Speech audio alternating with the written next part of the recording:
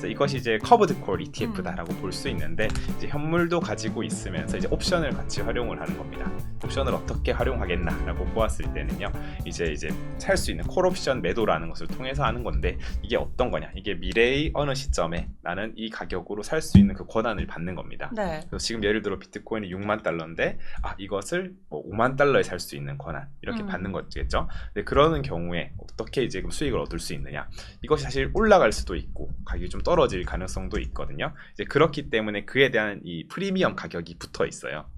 그 콜옵션에 대해서 이제 이것을 이제 사전에 미리 받고 파는 겁니다. 콜옵션을 매도했다라고 표현을 하는 거죠. 이제 그러면서 이제 어느 정도 안정적인 배당을 줄 수 있는 그러한 흐름을 만들었다라고 보시면 되고요.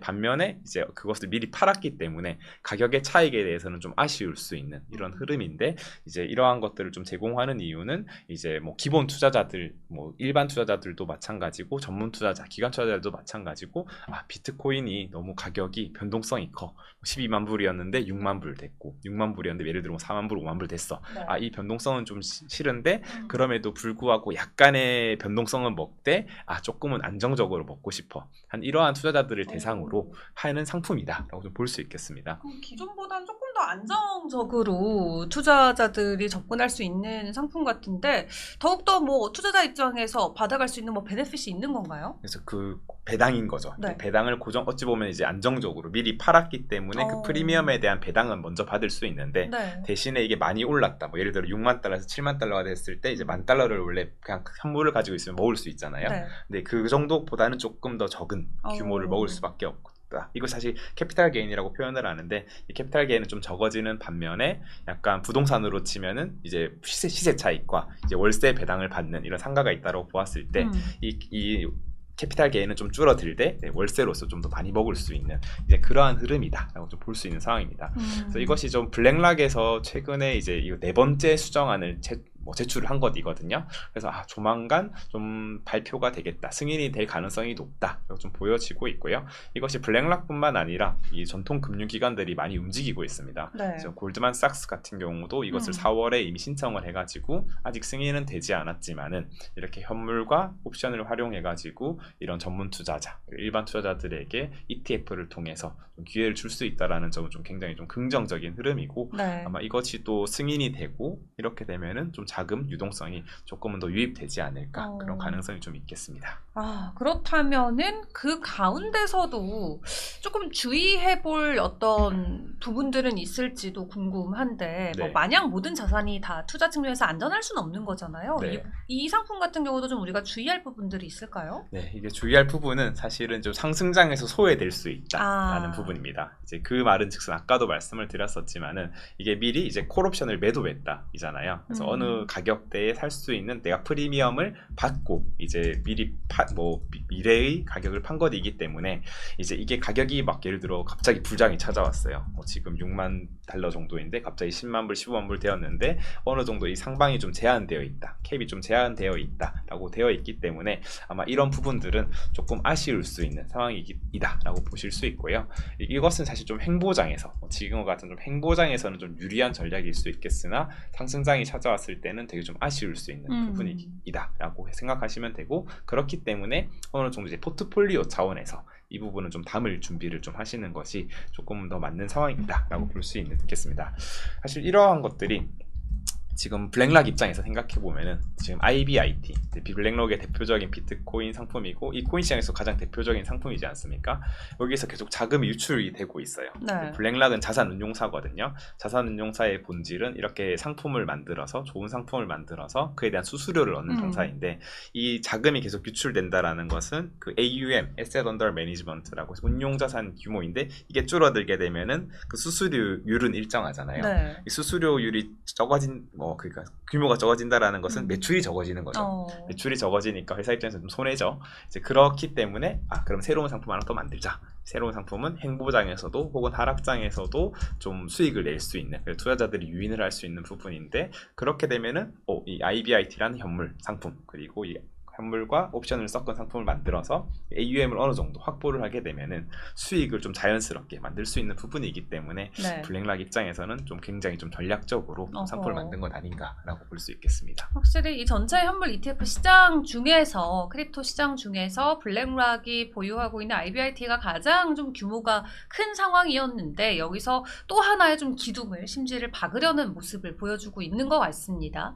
블랙락의 새로운 ETF 출시 소식이 시장에는 과연 어떻게 좀 작용이 될지가 궁금한데 일단 뉴스만 봤을 때는 당연히 긍정적인 수급 요인의 효과를 볼 수 있잖아요. 대표님 이번 이슈는 좀 어떻게 판단하고 계세요?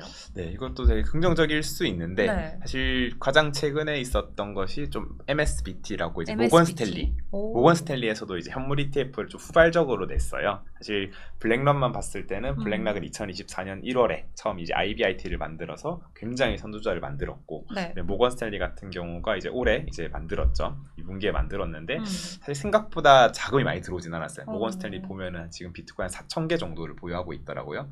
블랙락 같은 경우는 한 지금 76만 개, 77만 개. 가장 제일 높은 곳은 이제 스트래티지, 네. 이제 MSTR은 ETF는 아니지만 거의 한 85만 개 넘게 보유를 하고 있는데 네, 그만큼 이제 모건 스탠리도 사실 시장에서 기대감은 많았어요. 모건 스탠리라는 좀 보수적이고 좀 굉장히 좀 글로벌한 투자은행이 만든다, ETF를 만든다 해서 기대감이 많았으나 생각보다는 좀 저조했고 네. 그래서 이번에도 사실 뭐 블랙락에서 좀 되게 마음을 먹고 이제 커브드 콜 ETF 만들었겠지만은 생각보다는 자금이 좀 덜 들어올 수 있다. 이제 그 이유는 뭐 이런 글로벌 유동성도 분명히 한몫하겠지만은 지금 뭐 스페이스X 상장 네. 그리고 비상장 기업 IPO 상장 기업 되게 많고 아까 말씀드렸던 이제 구글이나 오라클에서도 자금을 계속 조달하려고 하는 움직임이 있기 때문에 네. 이것을 택할 것인가 또는 비트코인 크립토 시장을 택할 것인가에 대한 것이 또 투자자의 몫이거든요. 근데 그 부분이 지금 이 트렌드 내러티브에서는 약간 좀 더 이제 반도체나 AI나 이쪽이 조금은 더 유인 확률이 높기 때문에 네. 아마 그런 부분들은 조금 아쉬울 수도 있다 정도로 생각을 하지만 그럼에도 불구하고 뭐 이제 아직 좀 지연되고 있는 크리에이티브 법안 네. 이런 것들이 만들어지고 조금은 더 기관들이나 또는 정부 차원 국부 펀드가 들어올 수 있는 이러한 상품들을 좀 다양화되게 만들어 주었다라는 것은 조금 긍정적일 수 있다라고 말씀드리고 싶습니다. 네, 더 많은 정말 지금까지 시장에 진입하지 못했던 자금들을 끌고 와줄 수 있는 또 역할을 할 수 있기 때문에 일단 긍정적인 요인으로도 우리가 함께 수급의 변화를 지켜보셔도 좋겠습니다. 국내보다는 해외 쪽에서 RWA에 대한 흐름들이 훨씬 더 강하게 나타나고 있잖아요. 시장을 주도한다라고 표현을 해주셨는데 지금 상황이 어떤가요? 이 상황을 볼 수 있는 수치들을 보자면 네. RWA에 발행된 전체 가치가 어느 정도 되냐 이걸 봤을 때 30빌리언 달러 정도 됩니다. 네. 그래서 아직은 사실은 스테이블 코인보다는 규모가 10분의 1 정도밖에는 안 되는 네. 부분이지만 어떻게 보면 또 넓게 보면 스테이블 코인도 뭐 RWA로 포괄해서 보는 분들도 계시더라고요. 근데 그냥 스테이블 코인을 제외하고 하면은 이제 30빌리언 달러 정도 되고 이 부분이 근데 작긴 해도 네. 그 커진 정도를 봐야 되는데 1년 전 이제 25년 초에는 한 6빌리언 달러였어요. 오. 발행 가치가. 그러니까 지금 시장 규모로만 보면은 5배가 1년 만에 커진 상황이거든요.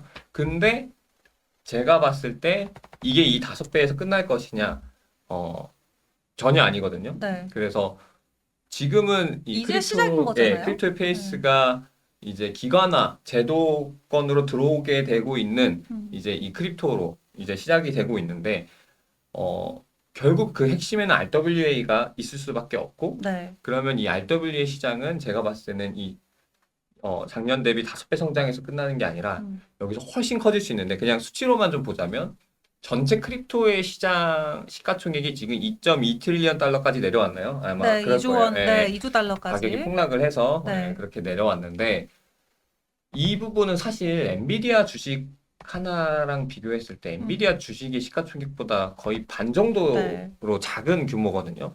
어떻게 보면은 크립토만의 시장 수요는 그거밖에 안 되는 거예요. 아직은 이 여기에다 가치 저장이라든지 뭐 여기서 발생시킬 수 있는 매출의 규모라든지 네. 굉장히 저조한 거죠.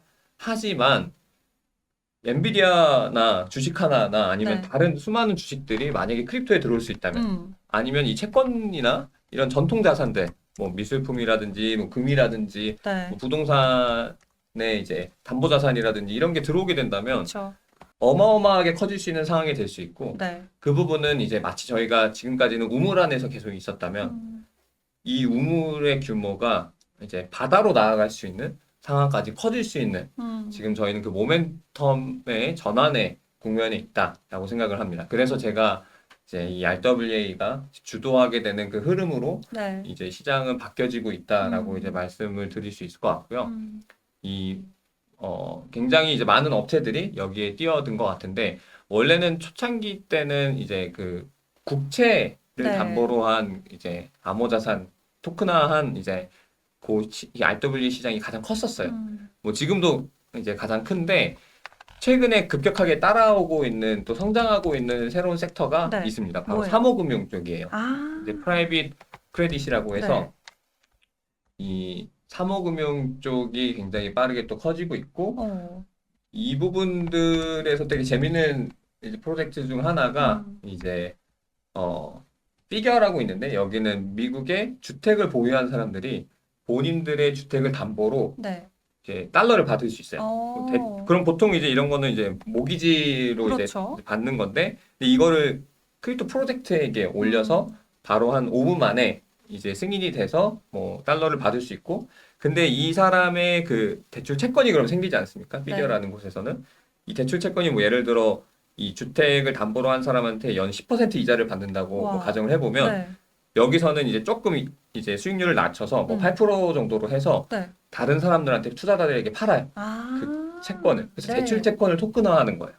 근데 그 토큰화한 대출 채권의 가치가 한 20빌까지 되는 걸로 제가 이제 확인이 됐었습니다. 그래서 굉장히 재밌는 시장이 네. 현재 형성이 돼 있고 이렇게 규모 있게 빠르게 올라온 또 유의미한 그런 어쨌든 여기는 굉장히 많은 규제 기관과 이제 당연히 소통을 하면서 그 부분 컴플라이언트하게 움직이는 프로젝트라고 보여지거든요. 네. 그래서 굉장히 많은 실험들이 일어나고 있고 하지만 지금 좀 약간 과거와 다르게 더 진지하게 그리고 저희 실생활에 더 밀접할 수 있는 부분으로 시장이 이제 커지고 있다. 네. 그러면 저희는 정말 아까 같이 우물 안의 그런 시장에서 끝나는 게 아닌 실제 금융을 포섭을 하게 되는 시장으로 커지면서 네. 완전히 다른 구간으로 진입할 와. 수 있다는 게 저희 생각 중 하나입니다. 예.